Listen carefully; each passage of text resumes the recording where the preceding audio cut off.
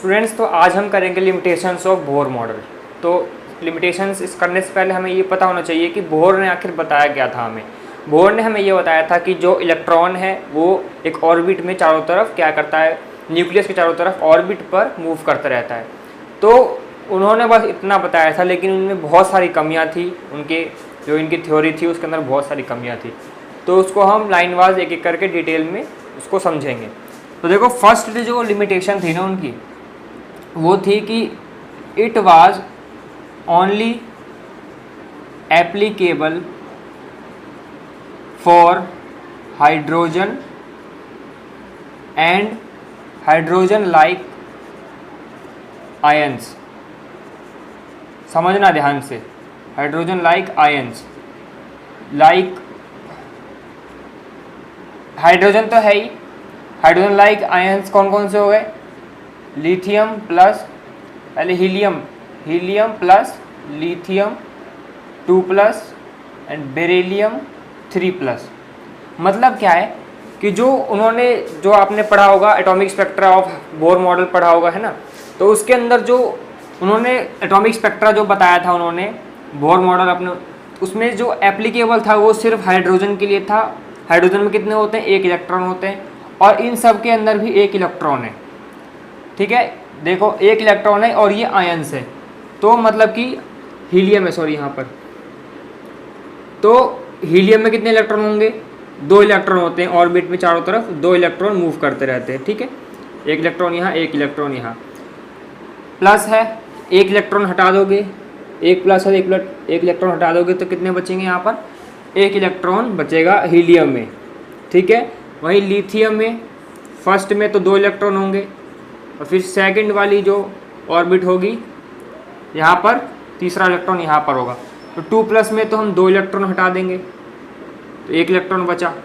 मतलब कि ये आयंस और हाइड्रोजन जहाँ पर सिर्फ एक ही इलेक्ट्रॉन है, ठीक है, एक ही उसमें इलेक्ट्रॉन होता है, और एक ही इलेक्ट्रॉन वाले आयंस उसमें सिर्फ उसी के लिए एप्लीकेबल था जो बोर का जो एटॉमिक जो मॉडल था उन्होंने जो दिया था। ठीक है, एटॉमिक स्पेक्ट्रा जो था उनका वो सिर्फ इसी के लिए एप्लीकेबल था, हाइड्रोजन और हाइड्रोजन लाइक एटम्स के लिए।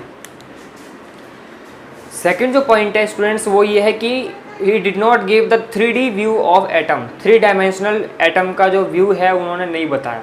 उन्होंने सिर्फ एटम को कंसिडर क्या किया था कि जो एटम है, एटम में जो इलेक्ट्रॉन है वो बस एक ऑर्बिट पे चारों तरफ घूमता रहता है, न्यूक्लियस से बीच में, और यहाँ पर बस ऐसे घूम रहा है, बस ऐसे इमेजिन किया था, सिर्फ ऐसे ही। उन्होंने पूरे तरीके से एक्सप्लेन नहीं कर पाए थे कि पूरा 3D डायमेंशनल क्या है इसका। ये जैसे कि ऑर्बिटल में हमें क्या पता चलता है कि उसकी एक्स एक्सिस में भी होता है एटम, वाई एक्सिस में भी होता है, जो इलेक्ट्रॉन होते हैं रिवॉल्व करते रहते हैं, जैसे कि ऐसे है। तो ऑर्बिट देखो ऐसे भी हो सकता है, ऐसे भी एटम मूव कर सकता है, ऐसे भी एटम मूव कर सकता है, ऐसे भी एटम मूव कर सकता है। तो 3D डायमेंशनल जो उन्होंने नहीं बताया था। और ऑर्बिट में हम क्या पढ़ते हैं, ये तो स्फेरिकल की बात है, लेकिन ऑर्बिटल में भी हम ऐसे पढ़ते हैं, बीच में न्यूक्लियस है और यहाँ पर ये डम्बेल शेप मैंने आपको पहले बता रखी है, ये एक्स एक्सिस है हमारी।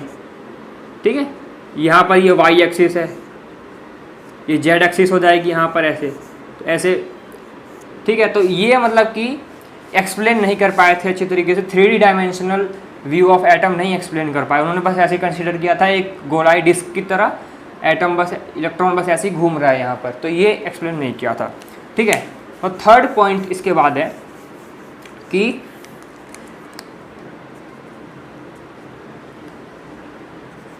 it does not tell about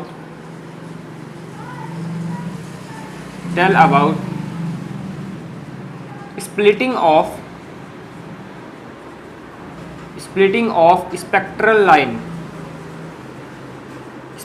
lines in presence of magnetic field। अभी समझाता हूँ मैं आपको।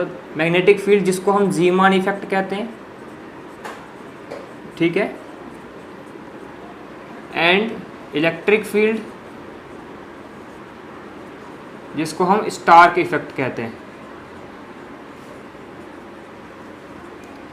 समझो क्या है कि जब देखो आपने जो बोर एटॉमिक मॉडल में जो बोर का स्पेक्ट्रल जो लाइन उन्होंने हाइड्रोजन के स्पेक्ट्रम दिया था, उसमें क्या पढ़ा था कि जब हम एनर्जी प्रोवाइड करते हैं, किसी इलेक्ट्रॉन को एनर्जी प्रोवाइड करते हैं, तो वो क्या करता है, ऊपर सेल में जाएगा, आउटर मोस्ट सेल में जाएगा, उसके बाद फिर एनर्जी रिलीज़ करेगा तो इलेक्ट्रॉन नीचे आएगा। ठीक है, तो ये उन्होंने स्प्लिटिंग ऑफ लाइट के बारे में नहीं बताया। जब वो नीचे आता है तो क्या करता है, इलेक्ट्रोमैग्नेटिक वेव्स की फॉर्म में हमें स्पेक्ट्रल लाइन प्रोवाइड करता है। ठीक है, जब एनर्जी रिलीज़ करता है इलेक्ट्रॉन तो इलेक्ट्रोमैग्नेटिक वेव्स की फॉर्म में हमें स्पेक्ट्रल लाइन प्रोवाइड्स करता है। तो स्पेक्ट्रल लाइन्स को अगर हम मैग्नेटिक फील्ड की प्रेजेंस में लाते हैं तो वो क्या होता है, स्प्लिट हो जाता है, टूट जाता है। जैसे मान के चलो कोई एक स्पेक्ट्रल लाइन है ना, उसको अगर हम मैग्नेटिक फील्ड की प्रेजेंस में लाते हैं, नॉर्थ पोल है मैग्नेट का और यहाँ साउथ पोल है, तो ये क्या होता है, ये ब्रेक हो जाता है, ये और छोटे छोटे लाइंस में टूट जाता है। ठीक है, आपने स्पेक्ट्रम में पढ़ा होगा, कई सारे स्पेक्ट्रम लाइंस जो होती है वो अगर मैग्नेटिक फील्ड की प्रेजेंस में लाओगे तो वो और छोटे छोटे फाइन लाइन में टूट जाता है वो। ठीक है, तो इसी को स्प्लिटिंग ऑफ लाइट बोलते हैं। ठीक है, तो वो ये बता नहीं पाए थे। और अगर इलेक्ट्रिक फील्ड की प्रेजेंस में लाओगे, अगर मैग्नेट को छोड़ करके यहाँ पर अगर हम पॉजिटिव चार्ज की प्लेट लगा दें, ठीक है, पॉजिटिव चार्ज की प्लेट, और यहाँ पर नेगेटिव चार्ज की प्लेट, तो इलेक्ट्रिक फील्ड आ गई यहाँ पर। तो यहाँ पर अगर स्पेक्ट्रल लाइन को हम पास करते हैं इनके बीच में से, तो भी ये स्प्लिट हो जाती है। तो इसको एक्सप्लेन नहीं कर पाए थे कि ऐसा क्यों होता है ये। ठीक है, तो ये इनकी कमी थी। इसके बाद 4th पॉइंट, ये हिजनबर्ग और डी ब्रोगली की जो हाइपोथेसिस थी, इन दोनों की बातों को एक्सप्लेन नहीं कर पाए थे। मैंने आपको बताया है कि जो डी ब्रोगली ने क्या बताया था कि जो इलेक्ट्रॉन है वो क्या करता है, वेव की तरह मूव करता है, वेव की तरह बिहेव करता है। लेकिन इन्होंने तो सिर्फ इलेक्ट्रॉन को क्या माना था, सिर्फ पार्टिकल माना था। ठीक है, इन्होंने सिर्फ इलेक्ट्रॉन को पार्टिकल माना था और कहा था कि बस ये ऑर्बिट की चारों तरफ क्या करता रहता है, मूव करता रहता है, बस इन्होंने यही बताया था। ठीक है, बस। लेकिन डी ब्रोगली ने क्या बताया था कि इलेक्ट्रॉन क्या है, एक वेव की तरह भी मूव करता है, पार्टिकल तो है लेकिन वेव की तरह भी मूव करता है, लेकिन इन्होंने नहीं बताया। इसके बाद हिजनबर्ग अनसर्टेनिटी प्रिंसिपल में हमने क्या पढ़ा कि उन्होंने ये बता दिया कि हम इलेक्ट्रॉन की एक्यूरेट मोमेंटम और एक्यूरेट पोजीशन फाइंड नहीं कर सकते एक साथ साइमल्टेनियसली। ठीक है, तो इन दोनों की बातों का एक्सप्लेन नहीं कर पाए थे, तो इट डज नॉट, ये एक्सप्लेन नहीं कर पाए थे। ठीक है, इलेक्ट्रॉन के बारे में उन्होंने बस एक ही चीज़ बता रखी थी, इमेजिन कर रखा था कि बस इलेक्ट्रॉन क्या करता है, ऑर्बिट में चारों तरफ रिवॉल्व करता रहता है, बस। इसके बाद वो ये नहीं बता पाए जो एटम और मॉलिक्यूल्स है ना, एटम्स के मॉलिक्यूल्स जो होते हैं उनकी शेप क्या है। जब एटम आपस में मिलते हैं तो क्या बनाते हैं, मॉलिक्यूल्स बनाते हैं, तो उनकी शेप क्या है वो ये नहीं बता पाए। ठीक है, तो लास्ट पॉइंट ये हो जाएगा, तो it does not tell about the shape of molecule.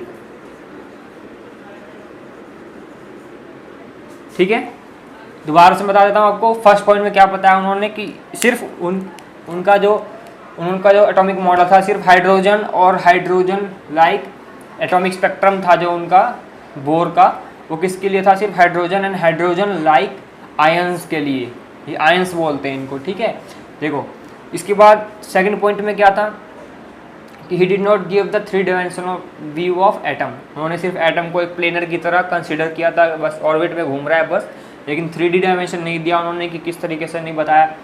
लेकिन बाद में हमें पता चला कि एटम की 3 डायमेंशनल व्यू होती है, एक्स एक्सिस में व्यू, वाई एक्सिस में और जेड एक्सिस में, हमें बाद में पता चला ऑर्बिटल के माध्यम से। ठीक है, थर्ड पॉइंट में क्या पता चला हमें, it does not explain about the splitting of spectral lines. Spectral lines जो होती है इलेक्ट्रोमैग्नेटिक वेव्स की स्पेक्ट्रल लाइन्स जो होती है, जब उनको इलेक्ट्रिक फील्ड में पास किया गया तो वो स्प्लिट हो गई, टूट गई, इसको हम स्टार्क इफेक्ट कहते हैं। और जब मैग्नेटिक फील्ड से जब पास किया गया स्पेक्ट्रल लाइंस को, फिर भी वो टूट गई, उसको हम जीमन इफेक्ट कहते हैं। तो इसको एक्सप्लेन नहीं कर पाए कि ऐसा क्यों हुआ। ठीक है, फोर्थ पॉइंट में क्या हुआ, it does not explain the Heisenberg uncertainty principle and de Broglie hypothesis. ठीक है, इनके बारे में नहीं बताया उन्होंने, जो इन्होंने एक्सप्लेन किया था उसके बारे में नहीं बता पाए ये। ठीक, और मॉलिक्यूल्स की शेप के बारे में नहीं बता पाए कि शेप कैसी होगी आखिर। ठीक है, तो बहुत सारी लिमिटेशन हो सकती है, तो मेन लिमिटेशन ये 5 थी, बहुत इंपॉर्टेंट लिमिटेशन जितनी मैंने आपको बता दी। ठीक है, अगर आपको समझ में आया तो वीडियो लाइक कर देना और सब्सक्राइब जरूर कर देना। ठीक है, थैंक यू।